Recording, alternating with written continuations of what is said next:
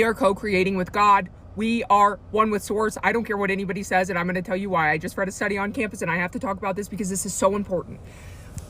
Some of you have heard of the study with cats. The cats were from birth raised in dark black rooms, but for a few hours a day, they took two groups of cats and separated them. One group of cats was put in a room for a few hours with horizontal lines, and the other group of cats was put into rooms with vertical lines. The group of cats, as they were raised and they were exposed to real world, they were led into the real world. The group of cats that were exposed to the vertical lines could not see horizontal lines. So objects, horizontal objects, okay? So what this means is the vertical objects they could see, but they would not be able to perch themselves up on couches or tables or anything horizontal because they quite literally couldn't see it. Vice versa, the cats that were exposed to the horizontal lines were running into table legs and they were hitting vertical objects because they could not see it even though it was there. This is us. This is what's happening to us. This is what has happened to all of us. I need somebody to fucking hear this. When we are raised, we are like a sponge from 0 to 7. We're 0 to 7. We're absorbing everything within us, okay? All of it's being pushed inside of us. Ages 7 to 12, it's a little more, the windows are closing, things are shutting. By the age of 13, 14, we're done. Whatever has been programmed in us is essentially what's there, aside from traumas, heavy repetition, emotion. This is great news because our brains are malleable, which means we can change this.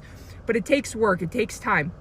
But if you were exposed to an environment that talked poorly about money, that had a bad relationship with money, you quite literally will only see that outside of you because that's what's being filtered outside of you because that's what you were raised in. Holy shit. This is why I talk about, like when I talk about affirmations, my one buddy went in depth on this, but when you can say, if you say, I am rich, I am whatever, 1,000,000 times a day, your brain can logically counter that and say, no, you're not, because you don't have evidence for it. But the moment that you can continuously say, why does money keep showing up for me? Why do opportunities keep presenting themselves to me? Why?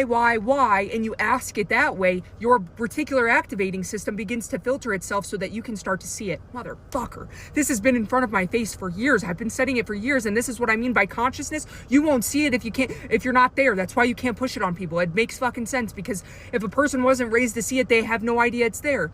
Oh my God, you guys, I have to start talking about this. Tomorrow I'm going to start breaking down the amygdala, the basal ganglia, the prefrontal cortex, because these things like fear, the amygdala, it starts shooting off, bam, bam, bam. And we think it's a bad thing, but growth on the other side of fear is an amazing thing, because then when we can take a moment of pause and we can name our fear and we can look at our fear, that kicks in our prefrontal cortex and it quiets the amygdala. And it doesn't mean that the fear is gone. It just means that we can look at it from a different perspective.